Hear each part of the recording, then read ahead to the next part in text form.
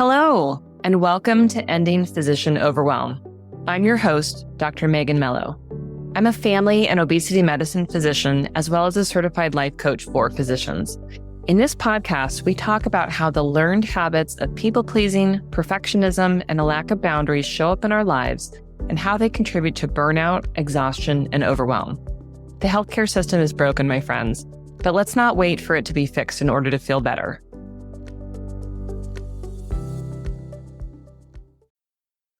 Well, hello, my friends, and welcome to another episode of Ending Physician Overwhelm. Today, we're going to be talking a little bit about the thought model again, which I haven't talked about for a little while, but we're also going to be talking about overwhelm. When I was creating this podcast a little over 2 years ago now, you have to figure out a name, right? What are you going to call your podcast? And of course, that's probably not what you start with. It's probably not the first step is trying to figure out the name, although I would argue it's a pretty fun step. But trying to figure out, what are you going to be focused on? What are you going to be thinking about? What are you going to be sharing with the world? And when I decided on the name Ending Physician Overwhelm, was because I really wanted to highlight parts of my experience that I knew were not unique to me. I see a lot of physicians, and of course, women physicians is kind of my area of focus, who, like me, looked like they had all their stuff together, looked like they were functional, looked like they sort of had the dream life, right? In my circumstance, right, I am married, I own a home with my husband, we have 2 children, right, working in a career. And that looks all well and good, right? Very, very nicely functional. But inside, for so many years, I just felt chronically overwhelmed. And that feeling ran just deeply through my life. And it was coupled with other feelings. There was resentment, frustration, just this feeling like I could never keep caught up. But for me, I knew that that was an experience that resonated with many people, hence me picking the name Ending Physician Overwhelm, because I would like to see us let go of living in chronic overwhelm. So we're going to talk a little bit about that today because of some experiences that I've had with my past week. Before I dive into that, though, I did want to share something that a client of mine shared with me recently, which is that she was so excited to tell me that her coworkers had really noticed a huge difference in how she seemed to be doing. And they said to her, "You're so calm." And this really stood out to her because, of course, she, like me, inside has felt chronically like a very anxious, overwhelmed person. And in working together, she had developed more skills where she felt more calm, she felt more settled, and it was showing up on the outside, right? It was noticeable to others. And to her, I think that was a little extra bit of a boost to not only feel more calm, to feel more centered, to feel more, I don't want to say in control, because of course, as perfectionists, we often feel like we have to wrestle control, but just more as though she could manage it. Maybe that's the best way. She could manage the challenges that were coming to her, which is very different from feeling anxious and overwhelmed. So I wanted to share that little bit because when people ask me, what do clients get from working with you? Why should physicians come and work with you? It's a little hard for me to articulate what it is that they get because I don't focus on charting. I don't focus on building your dream practice. I don't focus in this podcast on, weight management and improving your health. I focus on a lot of different things, but mostly on the ways that we feel inside. And it's a little squishy to describe, but I love sharing that story of how she felt more calm inside and that calm translated into what others could notice of her, right? So important, so special. So as you're listening to this episode, if you're feeling like, man, I could really use some of that, I could really use a sense of more calm, both internally and externally in my life, then I'd encourage you to set up a time for us to talk. And we can talk about whether working together, whether having some one-on-one coaching is a great fit for you. I'd love to talk with you. So please don't hesitate to sign up. And you can find that on my website quickly, www.healthierforgood.com. Links, as always, in the show notes. All right. So let's dive into today's episode. If you're watching me on YouTube, I'm trialing out these new glasses. And so you can let me know. I don't know. They're a black cat's eye. They're really fun. I have excellent vision, but I have eye strain. So I'm trying to reduce that. It turns out staring at computer screens all day, every day, and then at home, but under fluorescent lights at work, it's not so great for your eyes. So I'm trying to fix that by not only wearing some glasses to reduce some eye strain, but also doing the things I need to do to manage my dry eye. Fun times for people in their 40s. I digress again. Today, we're going to be talking about the relationship inside what's called the thought model, specifically really focusing on what I think are the three most key components. So if you're not familiar with the thought model, I have definitely described it before. It comes out of my training as a coach through the Life Coach School. And that thought model is also based on or influenced by Byron Katie's The Work. If you're familiar with Byron Katie, she has these series of questions that are really designed to analyze our thoughts. And the creator of the Life Coach School, Brooke Castillo, then went and created what's called the thought model, which is, I'll say it's kind of it's a more detailed but yet easier model for how to apply the concepts shared in the work. So just to say that I didn't invent any of these tools, and these tools are influenced by other tools. But what the thought model shows us is 5 parts of any situation that are going on, mostly focused around our internal and external experiences. So it has 5 letters to it: C for circumstance, T for thought, F for feeling or emotion, A for action, and R for result, right? So we've got a circumstance, a thought, a feeling, an action, and a result. Most of the time, when we're going through our day-to-day, we observe something. We might hear someone say words to us. We might see something happen. We might be having a conversation with someone. We might log into Epic and see our schedule, right? There are things that we observe, and that is the circumstance. So it is facts on a page or something that you've heard someone else say, something that is observable, something that she talks about in a court of law. Most people would agree that, yes, that is the schedule that I can see when I log in for this day. Those are words that we all heard this person say, that kind of thing. Most of us go about our day noticing circumstances, right? Again, seeing something, hearing something, and having an emotional response to it, right? That's normal. And we attribute our emotional response to that circumstance.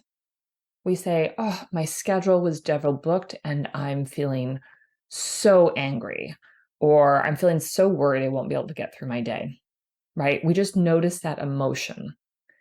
But what the thought model shows us is that in between the circumstance and that emotion, that feeling that we're having, is a thought.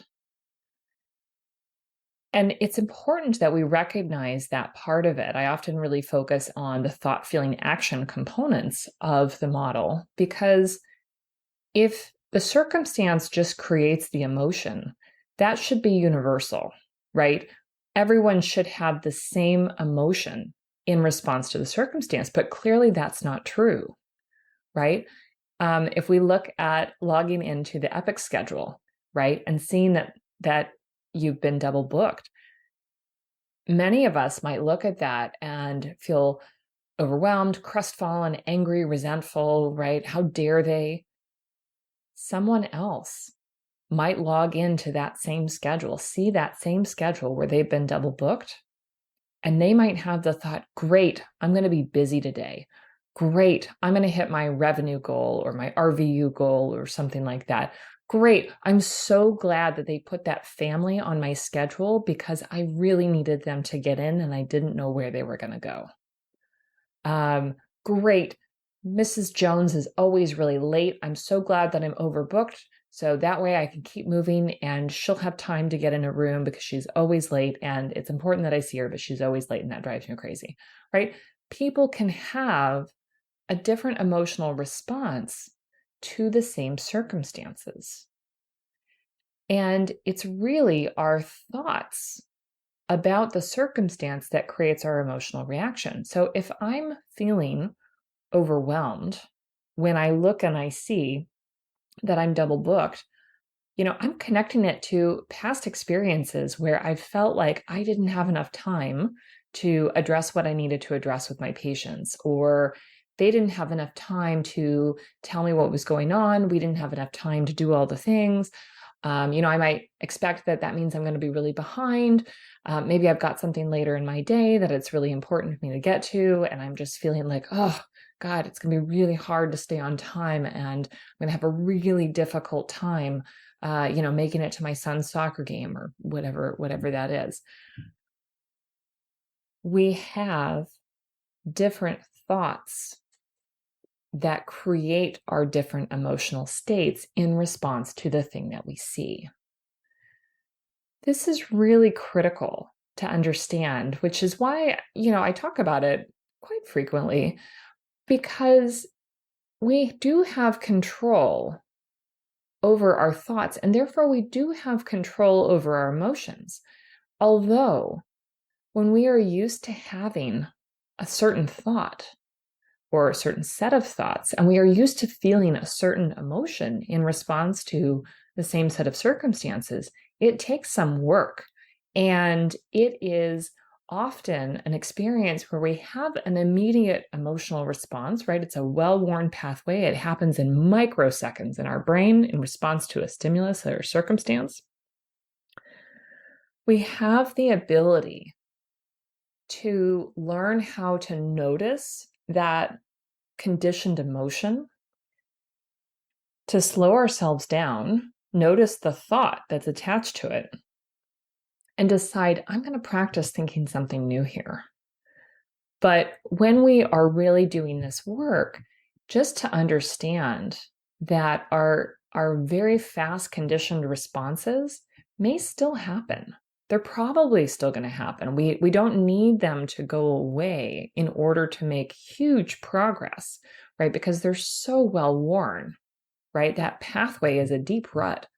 And we can have that immediate response, but we can quickly pivot out of it when we are doing this work because we know how to check ourselves. I'll walk through a little bit more of the model, but then we're going to come back to some examples and I'm going to share a little bit of my experience this week. So we've got a circumstance. We have a thought that may be conscious or subconscious, right? And it can flash through really quickly. It's not something we usually pause and think about, but it happens very quickly. And that creates an emotional response in us. And an emotion, I like this definition, is, not everybody's going to like this, a vibration in your body. That can be some physical sensations to it. It can be just, just a tightening of your sympathetic nervous system, or conversely, a relaxing of, stimulation of your parasympathetic nervous system, right? Think about emotions that you feel strongly in your body, right? You might have, clenched jaw when you are feeling frustrated or resentful. You might have a falling or a sinking sensation in your belly, right? When you are feeling anxious, or you might suddenly feel sweaty, right? These are I don't know, you wouldn't call them emotional or, vibrational sort of sensations in your body, right? You can notice them, um, even if you're not attaching a word to them. So we have that emotional response, that feeling, and then what happens? Right? Then we have actions that come out of that. And again, they can be, intentional actions, or they can just be kind of default actions, right? When I'm feeling frustrated and resentful, I'm going to be snippy and short with people. I'm going to, be more sarcastic with people, right? I might write things in such a way that it's not usually the way that I would write down. I might be much more flippant, or I don't usually use the word, patient refused. I usually say patient declined.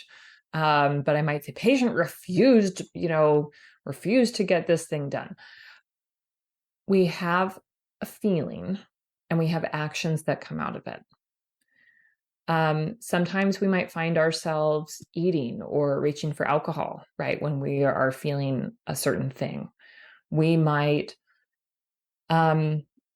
stomp around. We might lay down. We might have a number of different actions that we take or actions that we don't take in response to an emotion, a feeling.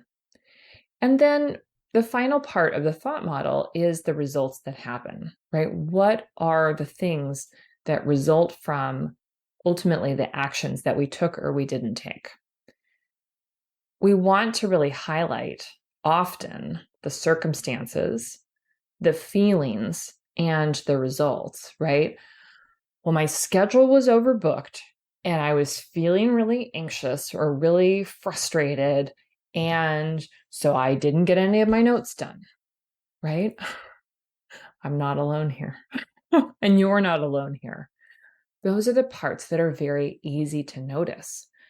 But when we step into the thought model and really look at it, and especially highlighting attention to the thoughts, the feelings, and the actions, that's where we have the most maneuverability. So let me talk a little bit about what was going on for me this week. There were a number of circumstances. We are, as I'm recording this, just now into August, but between my husband and I, the kids have been out of camp, which they're normally in, for 4 weeks. So we had some vacation weeks that were kind of oddly placed, Wednesday to Wednesday. So they weren't in camp for those 2 weeks. And then I'm going to blame my husband for this. For some reason, he thought it would be a good idea to not sign up for camps those other 2 weeks. I don't think we'll be doing that again, but that's how it worked out this year. And so what that meant is for the 2 weeks that we were not on vacations, that we needed to be tag teaming childcare. And thank goodness to my mom. Mom, I love you so much. My mom listens to just about every episode, so I'm sure she's going to hear this. This is a family affair. My mom so graciously stepped in and, as always, helped us with the childcare. But again, we had basically 4 weeks in a row with no structured sort of school or camps. And it's just a hard circumstance. So there was that going on. Lots of people have been out of my office. It's a tiny office that I practice medicine in, but it's just created a little extra work. And I don't normally have to cover anyone's inbox, which is glorious. But I did agree to cover someone's inbox. And I love this person, but her inbox was atrocious. And so I was back in the throes of like managing my own inbox, which was fairly busy, and managing her inbox. And it was really hot here. Like there's just kind of a lot of things going on. And I found myself this week, which is the 4th week of these 4 weeks, just feeling really run down and with a very familiar emotion of feeling overwhelmed, just completely overwhelmed. And I had to pause because it's not to say that I don't feel overwhelmed from time to time, because of course I do. I'm human. but I hadn't felt that sort of chronic overwhelm sensation that lasted all week and has been sort of, I don't know, dragging out for the last several weeks leading into this week. I hadn't felt that kind of run down in quite some time. And I was, I don't know, I was feeling, kind of the same sort of, I don't know, heaviness in my body. I was feeling the same, hamster wheels spinning in my brain where it was hard to think. I had a lot of familiar old thoughts like, oh, I'm behind. I'm never going to get caught up. I don't know what I'm doing. I often spin into places of like, I look like an amateur. I'm so behind, right? A lot of really old thoughts. And again, not to say that I never think those thoughts anymore, but it just was such a yucky and unfortunately quite familiar feeling, but one that I have been separated from for, a good chunk of time, thankfully. And what happened, right? I was snippy with people. I interpreted other people's snippiness in not a very helpful light. I was over focused on tasks and work and chores rather than trying to be present with my family. I think that generally speaking, I try and keep present with my patients. I'm not perfect, right? Of course, when I'm overwhelmed, um, but I don't leave very much behind for my family. I start inventing new tasks, such that like I organized my bathroom drawer, which didn't not need to be done, but didn't need to be done when I did it, right? Because I was just like, I gotta get some order out of chaos here, right? We've talked about cleaning the junk drawer, right? Or deciding like right now that your oven needs to be cleaned, or some silly, like not at all time sensitive task because you're just trying to get control over some kind of chaos, if you know what I mean, right? You're not doing your charts because you have to clean the junk drawer. That kind of energy, it does not feel good, my friends. So you invent new tasks that really don't need to be done right now. That's what comes out of me feeling overwhelmed. So all throughout the week, I was kind of like in this space, and very much had the inclinations to respond to it in the way that I always did, to, overeat at nighttime, just kind of like mindlessly snack, um, watching crap on YouTube. Although this week I was tuning in to catch up on the gymnastics at the Olympics, which have just been amazing. And man, I'll tell you, if you want to cry, like if you really need to ugly cry and like be emotional, just watch some of the Olympics, man. Like that just what a good positive thing. You see all these people working so hard. Anyway, that's a tangent. I'm gonna stop there. Um, but it just brought me back to this place where I felt again, this very old feeling, and it was just lingering and lasting. And I didn't like that. So I was able to pull myself out of it by reframing some thoughts, right? That well worn thought of I'm behind. Is that really true? Not really. Like, no one is telling me I'm behind. I'm not late on bills. I'm not completing notes. Um, we have food in the house. Everything is paid. Uh, I didn't have a podcast recorded. I'm recording it right now, and it's a good 3 to 4 days before it's even going out, right? It's not actually behind. Nothing is actually behind. But I noticed very strongly that feeling, right? And when we feel behind, right? When we feel overwhelmed in that way, it often is just not going to trigger things that are very productive. Learning how to recognize these old ways of being, and that includes old thought patterns, it includes emotions that you get stuck in historically, again, for me, like overwhelm, anxiety, frustration, resentment. There was a little resentment going on this week, I'll tell you.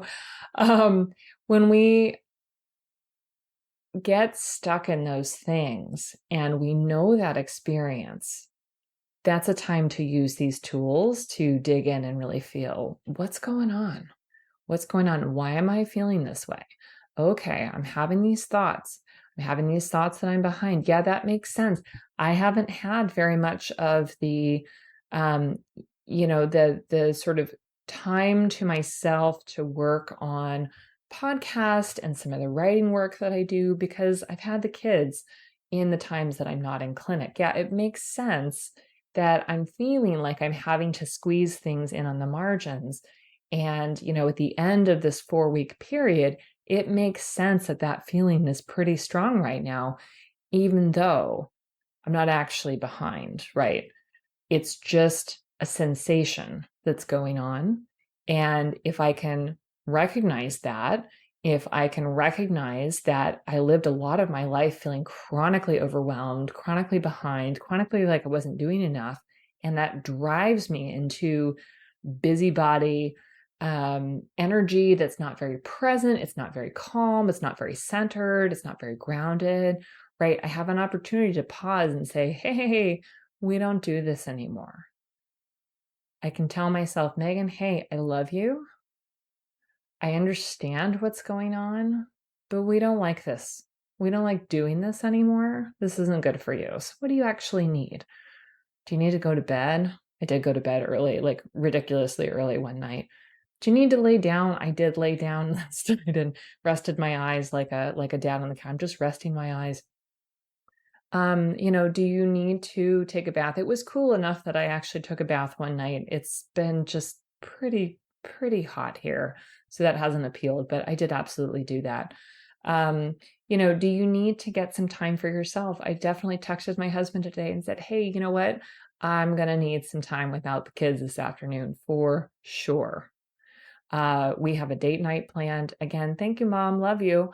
But I was like, you know what? I need some time to myself where the kids are not telling me that they're bored, where they're not moaning at each other and hitting each other or wrestling or asking for food, any of the other things, right? I need some quiet time. And I'm going to take some quiet time. But first, I thought, you know what? I'm going to describe what's been going on in this podcast because I know that I am not alone. So, when you notice an emotional state that is going on that is not one that you enjoy, that you are used to feeling and you are used to getting stuck in, pause and think, what are these thoughts? What are the thoughts going on? What are the sentences in my brain right now that are leading me down this well-worn pathway? And are they really true? Are they helpful thoughts? Do I want to keep thinking these thoughts? Or when they happen, or when I notice the emotion, can I stop? Can I pause and choose to think something else? We might also be further down the chain when we notice actions that we're taking, right? Things that we are doing or not doing in response to an emotion. Can we pause? When I notice that I'm not being present, when I notice that I'm inventing new tasks that really are not at all time sensitive, not at all important, can I stop and say, oh, yeah, here's that feeling again? That feeling is making me think that I need to do this right now. Okay, what is going on, right? Get curious about what's going on so that you can decide to get unstuck. You can decide to take a new pathway. That's how we get to this place where, looping back to my client, where her colleagues notice that she is more calm. She feels more calm inside because she has gotten curious and has been able to understand what's going on with the circumstances that trigger a thought, the thought that creates an emotion, a feeling in us, the feelings that drive the actions that we take or we don't take, and that produces the result that we get. We don't use this tool against ourselves. We don't use it to say, well, I should be having different thoughts and I should be having different feelings. No, we use this as a tool of observation and creation and deciding a little bit, what else do I want to feel? What other results do I want to create? What other actions do I need to take? What do I need to be thinking and feeling in order to take those actions? We use it from a place of, this sounds really Pollyanna-ish, but positive engagement, right? Positive creation of more of what we want in our lives.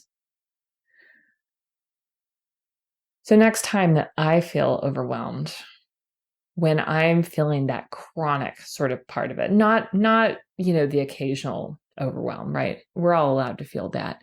But when I notice, here's that feeling again, and I feel stuck in it, right? I have another opportunity to pause, to slow down, say, okay, all right, I see you circumstances. I see you well-worn thoughts. I don't like doing this anymore, right? I do like the result of having a clean junk drawer, but I don't like anger cleaning the junk drawer, right? I want to do it in a different way. I don't want to be avoiding tasks, and I don't want to be snippy with my family. I don't want to not be present with them. Okay, well, in order to avoid the feeling of overwhelm, I might need to take more breaks. I might need to put in some more self-care, especially when I know that there's going to be some weeks where we're going to all be together, right? I might need to plan some more things in there. This is all a moving work in progress, and we're never going to be done with it, and that's okay. The goal is not to get done. The goal is to have it feel better and better, to create a better experience, to create more of what you want, and let go of these well-worn thought patterns that have you feeling stuck and whatever yucky feelings and actions that you're taking. All right, my friends, we are going to wrap it up there. I hope that this has been helpful. It's been a little while since I've talked about the thought model to that extent, but I thought this was just such a good universal experience that I was having this week. And just to see that the goal is not that we never go back to how we're used to feeling, but to notice when it's happening and to make some different choices, right? To get curious about it and be intentional. I hope that you have a wonderful week. I am so glad that camp is starting up again, even though it means that I have to make all the lunches. They need to learn how to do that. That's next task on my list. I don't think that they need to go into the next school year not knowing how to make their lunches in the morning. So wish me luck on that project. But take this episode, think about it, think about what parts resonate for you, think about what chronic emotion states you get stuck in, and do a little digging. And I invite you again, if you are out there and you're like, yeah, no, this always sounds good, and I just never sit down and do it, and I just never think about it, and it's such a good idea, and I just don't know how to get started. Let's talk. Set up a time for us to have a one-on-one chat. You can find the link again at my website, which is www.healthierforgood.com. Let's talk about how to work together and make this a reality in your life, the same way that it is a reality in my client's life and the same way it is a reality in my life. Not because we're permanently fixed, but because we are feeling better and better all the time. My friends, have a wonderful week. Take care, and until next time, bye-bye.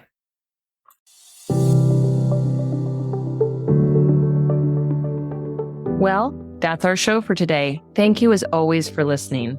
To learn more about my coaching programs, head to www.healthierforgood.com.